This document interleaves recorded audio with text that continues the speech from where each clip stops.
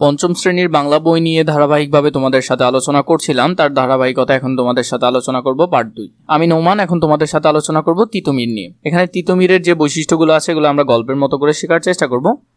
1782 সাল হায়দারপুর গ্রামে জন্ম হলো এক শিশুর। তাহলে তিতুমিরের জন্ম কোন জায়গায়? হায়দারপুরের একটা জায়গায়। এটা স্টার চিহ্ন দিবে। সালটাও খুবই গুরুত্বপূর্ণ, অনেক বেশি গুরুত্বপূর্ণ। এই ছেলে সৈয়দ বংশের নাম রাখে। তাহলে এই ছেলেটা ছিল ছোট বাচ্চাটা। হঠাৎ করে শিশুটি কঠিন অসুখ হলো। হুট করে এই বাচ্চাটার খুবই বেশি অসুখ হলো। আমারও তাই মনে হয়, খুব তেতো ওষুধ, মনে হয় খাবে না। ওর বাবা কি করলো, ওর জন্য একটা তেতো ওষুধ আনলো, কিন্তু মনে হচ্ছে খাবে না। তাই তো তোর মা বললো তাই তো, আরে বা ওষুধ খেয়ে নিল দেখি। তো বলতেছে ও দেখি ছেলে তো ওষুধ খেয়ে নিছে। 10-12 দিন পর তেতো ওষুধ ওর এত প্রিয়, আজ থেকে ওর নাম রাখলাম তিতু। তিতু থেকে তিতুমির। এই বাচ্চাটার তাহলে নাম আসছে কিভাবে? ও তেতো ওষুধ খেতে পছন্দ করতো, সেখান থেকে ওর নাম আসছে তিতুমির। তিতুমির পড়তো গ্রামের মাদ্রাসায়। সে গ্রামের মাদ্রাসায় পড়তো। দেশের মানুষের জন্য কিছু করা দরকার, সেটা সে ভাবতো।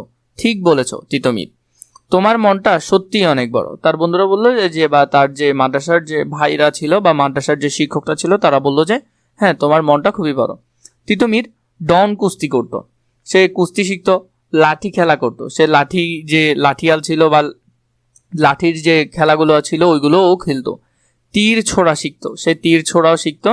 তরবারি চালানো শিখতো, সে তরবারি চালানো শিখতো। তো এখানের মধ্যে এগুলো বৈশিষ্ট্য দিয়েছে, ছবি আকারে দিয়েছে, খুবই সুন্দর করেছে বইটি, অসাধারণ বলা যায়। তখন বাংলাদেশ শাসন করতো ইংরেজরা। তখন বাংলাদেশ শাসন করতো কারা? ইংরেজরা। এই দেশের টাকায় আমরা ধনী হইব। তো ইংরেজরা সাধারণত ওইরকম করে বলে যে এই দেশের টাকায় আমরা ধনী হইব। তো ইংরেজদের ভাষায় একটা টান থাকে আর কি। অন্যদিকে ছিল জমিদারদের অত্যাচার। তো গ্রামের জমিদাররা অনেক বেশি অত্যাচার করতো। হুজুর, আমি গরিব মানুষ, গত বছর বানের জালে ধান বাইসা গেছে। তো গরিব মানুষরা যেভাবে বলে আর কি, খাজনা দিবি না, চাবকে পিঠের চামড়া তুলে নেব। তো জমিদাররা যেভাবে হুমকি দেয় আর কি। তিতুমির স্বাধীনতার কথা বললেন, অন্যায়ের বিরুদ্ধে কথা বললেন। তিতুমির এগুলার বিরুদ্ধে কথা বলেছেন। তিতুমির বড্ড অসুবিধা করিতেছে। তো ব্রিটিশরা এভাবে করেই বলে, না, তিতুমিরকে নিয়ে পারা যাচ্ছে না, ওকে শায়েস্তা করতে হবে। জমিদাররা বললেন যে ওকে শায়েস্তা করতে হবে। তিতুমির গ্রাম ছেড়ে নারকেল বাড়িয়ায় গেলেন। তিতুমির কি করলেন? তার নারকেল বাড়িয়ায় গেলেন। আমাদের লড়াই করতে হবে, আমরা খাজনা দেব না, সব জমি আমাদের, দেশ থেকে ইংরেজদের তাড়াবো আমরা।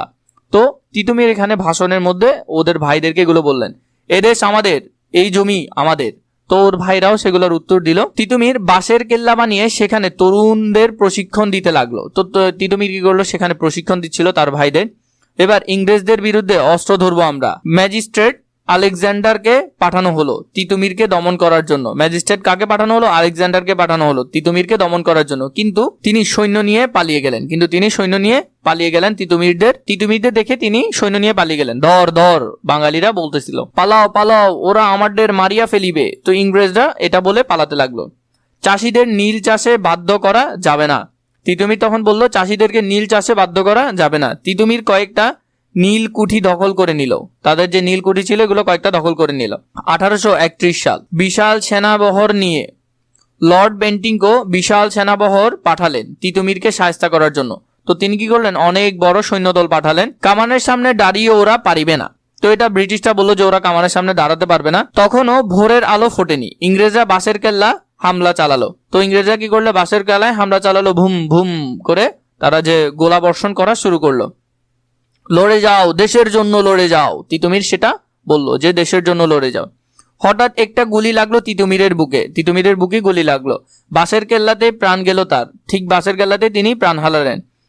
একদিন এদেশে ঠিক স্বাধীন হবে, সেটা তিনি ভাবতেছিলেন যে একদিন এই দেশ ঠিকই স্বাধীন হবে। তিতুমিরের অনেক সঙ্গীকে বন্দী করা হলো। তিতুমিরের অনেক সঙ্গীদেরকে বন্দী করেছে। তিতুমির নেই, কিন্তু আমরা আছি। তো তারা বললো তিতুমির নেই, কিন্তু আমরা আছি।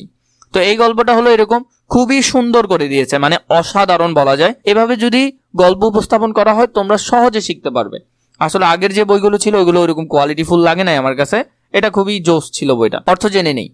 আগে বাড়ো, সামনে এগিয়ে যাও। চাবকে মানে চাবুক মেরে। দুর্গ মানে শক্তিশালী ও সুরক্ষিত সামরিক স্থাপনা। প্রশিক্ষণ, হাতে কলমে শিক্ষা। বাঁশের কেল্লা, বাঁশ দিয়ে তৈরি দুর্গ। বান মানে বন্যা। লড়াই মানে যুদ্ধ। শায়েস্তা মানে দমন, শাস্তি বা সাজা। সেনাবহর মানে সেনাদল। আমরা এটার অনুশীলন সমাধানটা যদি একটু কষ্ট করে দেখে নিই। এরপরে ধারাবাহিকভাবে আমরা দেখব। আগে আমি তোমাদেরকে এখানে লিখে দিচ্ছি, আমি তোমাদেরকে যেভাবে পিডিএফ এর মধ্যে দিই সেভাবে তোমাদেরকে দিব। প্রথমে আমাদেরকে বলেছে শূন্যস্থানে উপযুক্ত শব্দ বসিয়ে সম্পূর্ণ করব। এখানের মধ্যে 1 নাম্বার থেকে আমরা বাকিগুলোর আনসার এখন দেখব। প্রথমে শিশুটির কঠিন অসুখ হলো, এখানে উত্তর হবে কঠিন। তিতুমির ইংরেজদের বিরুদ্ধে কথা বলতেন, এখানে হবে উত্তর ইংরেজদের। তিতুমির বাঁশের কেল্লায় যুবকদের প্রশিক্ষণ দিতেন, তো এখানে উত্তর হবে যুবকদের। দেশের মানুষের জন্য কিছু করা দরকার, দেশের মানুষের জন্য শূন্যস্থানে বসবে। এরপরে লর্ড বেন্টিংকো সৈন্যবহর, বিশাল সৈন্যবহর নিয়ে এলেন, তো এখানের মধ্যে হবে লর্ড বেন্টিংকো বিশাল সৈন্যবহর। পরবর্তী অনুশীলনগুলোর জন্য নিশ্চয়ই কমেন্ট করবে এবং ধারাবাহিকভাবে ভিডিও পেতে আমাদের চ্যানেলকে সাবস্ক্রাইব করে রাখবে।